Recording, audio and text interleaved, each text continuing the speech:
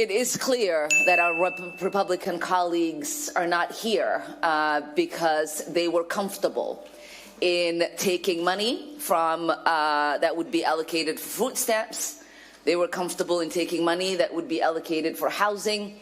And they were certainly comfortable in taking money that would be allocated in addressing health care to try to fund what is now providing the resources for the occupation that we are experiencing here in Minnesota.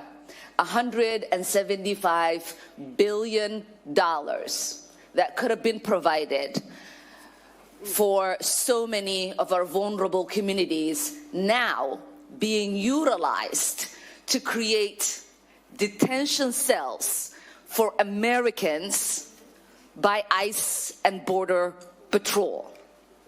By shooting an American citizen, a mother, in the face, not once, but twice, but 3 times. By dragging a pregnant U.S. citizen on the floor for everyone to watch. And as Representative Aaron Cagle just sent me, is staging 4 ICE trucks in front of Spring Lake High School as kids are being let out for their lunch break.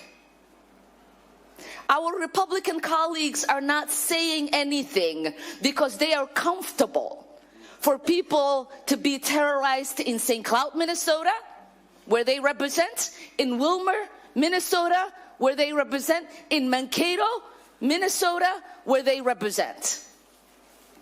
And we've seen what has been happening in Rochester and in Rosemount. This is not just an occupation that is terrorizing people in Minnesota that live in Minneapolis and St. Paul, which they are comfortable with when the president says he's coming for retribution because they think it's Democrats who voted against the president that he's coming after. But it is all of Minnesota. When my constituents call for help, we don't ask them who they voted for, because that is what it means to be an elected U.S. representative.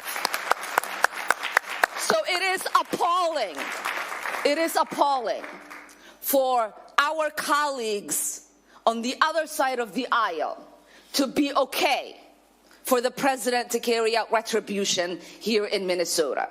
It is appalling for our Republican colleagues to be okay for there to be cell detentions in ICE for American citizens. It is appalling for them to be okay for there to be checkpoints in American cities where people are asked for their papers. And it is appalling for Americans to have to carry their citizen papers only to be told they are not sure if those papers are correct. I don't want to curse, but those of us who escaped places like that, the one place where we thought we would never experience this is the U.S. goddamn States. And we should all be ashamed that it is the United States that is allowing for this to take place, and it is being forecasted and broadcasted to the rest of the world, where people are calling and saying, are you sure this is America? I am ashamed. And we must do everything that we can to bring back the America we all escaped into.